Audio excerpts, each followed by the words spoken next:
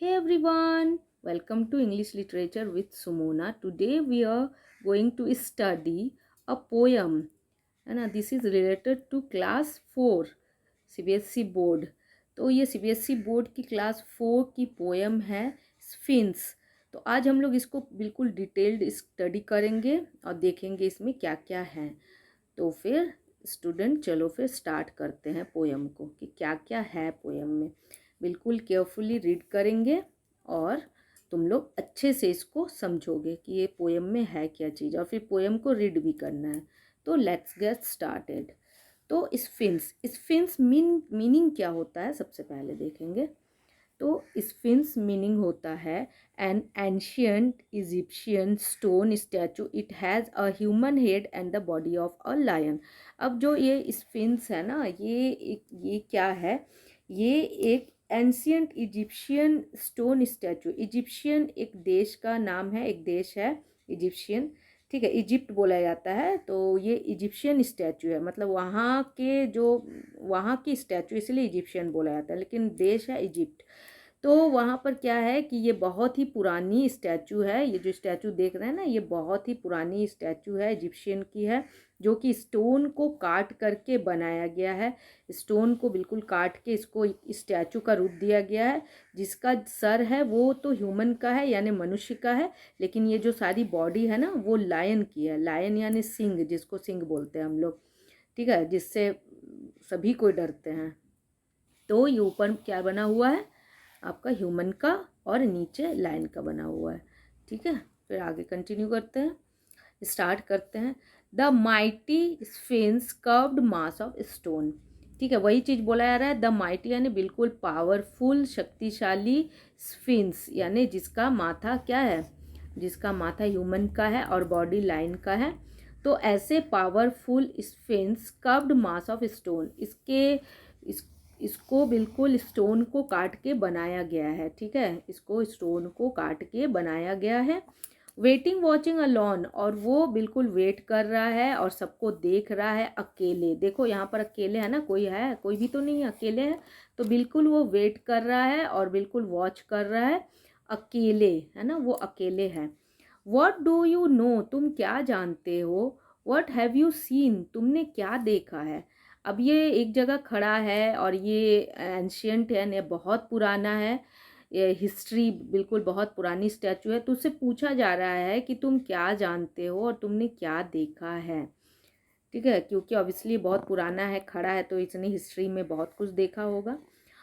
Of pharaohs passing with their queens. अब pharaohs क्या होता है इसको देख लेंगे यहाँ पर. देखो, rulers of ancient Egypt. Rulers यानी जो राजा होते हैं ना एंशियंट इजिप्ट के, इजिप्ट देश के जो राजा थे उनके बारे में. तो ये यहाँ से पास करते थे, यहाँ से पास करके कहाँ जाते थे, सिटीज़ की तरफ, शहर की तरफ जाते थे. और उनके साथ क्या क्या होता था, वो अपने क्वींस के साथ जाते थे, रानियों के साथ जाते थे. और उनके साथ होता था गोल्ड और सिल्क, है ना, सिल्क होता था और गोल्ड होता था. राजा थे तो ऑब्वियसली वो कभी ना कभी युद्ध करते हैं, और अपने साथ जो भी युद्ध में जीतते हैं वहाँ से वो ले जाते थे अपने गाड़ियों में, और एनिमल्स भी होते थे साथ में.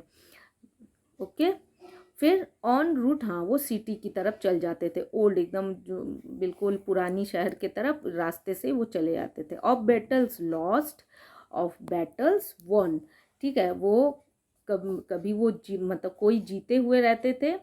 ठीक है, अंपायर, जो अंपायर होते हैं ना, जो राजा होते हैं, रूलर्स होते हैं, तो कोई राजा तो हारे हुए होते थे और कोई जीते हुए होते थे.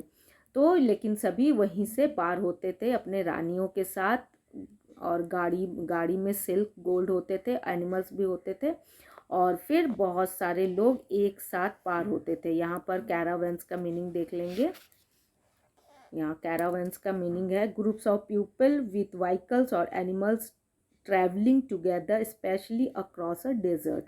अब बहुत सारे लोग व्हीकल में, गाड़ियों में, घोड़ा गाड़ी, बैलगाड़ी, पहले तो यही सब हुआ करता था, तो गाड़ियों में पार होते थे मतलब सब कोई साथ में, एनिमल्स भी होते थे और ट्रैवलिंग साथ में सफ़र करते थे, specially across a desert, desert को क्रॉस करते हुए, पार करते हुए, जो रेगिस्तान है ना इसको पार करते हुए सब कोई साथ में जाते थे गाड़ियों में। तो कुछ राजा जीत जाते थे अपने साम्राज्य को और कुछ लोग हार जाते थे।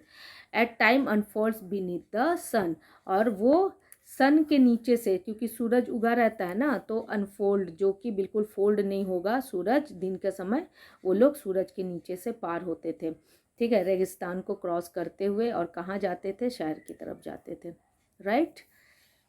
अब नेक्स्ट स्टैंजा देख लेंगे क्या है। Who curved your face, who traced your eyes, तुम्हारे फेस को किसने कर्व्ड किया, है ना, तुम्हारे आइज को किसने ट्रेस्ड किया, and set you there against the sun. अब बोल रहा है तुम्हारे फेस को किसने कर्व्ड किया है, मतलब इस तरीके से बनाया है, जो भी ये मतलब बना हुआ है ना ह्यूमन का फेस, तो किसने बनाया, तुम्हारे आइज को भी किसने ट्रस्ट किया, और तुम यहाँ पर बैठे हुए हो against the sky. Against the sky means होता है, यहाँ पर देख लेंगे, very tall at a high position, है ना, तुम बिल्कुल इतने टॉल, क्योंकि ये जो मूर्ति है वो बहुत बड़ी है, तो यही चीज़ बोला जा रहा है कि तुम्हारे फेस को कितने कव किया, तुम्हारे आइज को किसने चाहा, तुम यहाँ पर बैठे हुए हो अगेंस्ट द स्काई, मतलब तुम इतने टॉल और इतने हाई पोजीशन में हो, बिल्कुल जैसा लगता है स्काई को छूते हुए। Okay, the mighty sphinx curved mass of stone waiting watching sits along, ये वाला जो है ना, दिस लाइन हैज़, ये तुम्हारा जो लाइन है ना, ये जो फर्स्ट लाइन है ना, उसी से फिर से रिपीट है ना, दिस लाइन हैज़ रिपीटेड, है ना, जो कि फर्स्ट में हम लोग पढ़े थे। तो अब यहाँ पर क्या होगा, नेक्स्ट देख लेंगे, वही चीज़ यहाँ पर बोल रहा है कि ये जो वॉचिंग कर रहा है, वेट कर रहा है, हम लोग जो स्टार्टिंग में देखे थे वही है ये लाइन, ठीक है। अब क्या है कि gazing into history holding fast to mystery, ठीक है, with majesty dignity silent through eternity. अब यहाँ पर क्या बोला जा रहा है कि gazing into history, gazing means क्या होता है यहाँ देख लेंगे, gazing into history, the Sphinx has stood in its place for many centuries and has witnessed many important events in history. The poet imagines that it sometimes remembers the events of the past. अब gazing into history का क्या meaning होता है कि ये जो sphinx है ना, ये बहुत सालों से खड़ा है और इसके अंदर जितनी भी हिस्ट्री है, जितना भी इतिहास है ना, ये हर चीज़ को जानता है, हर चीज़ इसके अंदर है, इसने एक एक चीज़ को देखा है, एक एक चीज़ को फिल किया है, और ये सेंचुरी यानी दशकों से खड़ा है, कितनी ही सेंचुरी से खड़ा है, और ये विटनेस है कितने इम्पोर्टेंट इवेंट्स का, कभी कोई राजा जीता, कभी कोई हारा, कितने लोग वहाँ से पार होते थे, तो ये सारे चीज़ों को ये जानता है, सब चीज़ इसे पता है। तो ये जो ऑथर है वो इमेजिन करते हैं कि कभी कभी ये याद करता है जो भी पार्ट्स में इवेंट हुआ था ना, ये सारे चीज़ों को याद करता है, क्योंकि उसे सब कुछ पता है, क्योंकि इसने एक ही जगह ये खड़ा है और वहाँ से जितने भी लोग पार होते हैं ये सबको देखता रहता है और सबका इंतज़ार करता रहता है। ओके, अब देख लेंगे, विथ मैजेस्टी डिग्निटी, यानी मैजेस्टी क्या होता है, आलीशान और तेजस्वी, बिल्कुल आलीशान और तेजस्वी तरीके से ये वहाँ रहता है, खड़ा रहता है और देखता है, साइलेंट थ्रू अटर्निटी, है ना, ये क्या है कि तेजस्वी और गौरव और शान के साथ वहाँ खड़ा रहता है और बिल्कुल शांत रहता है, और अटर्निटी, थ्रू अटर्निटी मीन्स क्या होता है देख लेंगे, eternity, a very long period of time which seems to be never ending, यानी बहुत लंबे समय से वहाँ खड़ा रहता है और ऐसा लगता है कि वो कभी भी ख़त्म नहीं होगा, है ना, ये चीज़ कभी भी ख़त्म नहीं होगा, इसका देखना, इसका वेटिंग करना, इसका वॉचिंग करना कभी भी ख़त्म नहीं होगा, और ये हमेशा के लिए रहेगा इसी तरह, इसी जगह पे, और यहाँ से जितने भी लोग पासिंग होंगे ये पूरा देखेगा, और जितने पासिंग होंगे ये बिल्कुल इतिहास एंशियंट ये बनते जाएगा, ठीक, और इसके अंदर बहुत कुछ ये याद रखेगा। तो फिर आज के लिए इतना ही, इस पोएम को यहीं एंड करते हैं। अगर कुछ नहीं समझ में आता है तो कमेंट सेक्शन में ज़रूर कमेंट करो, मैं फिर बताऊंगी। तो आज के लिए इतना ही। Bye and take care of your self.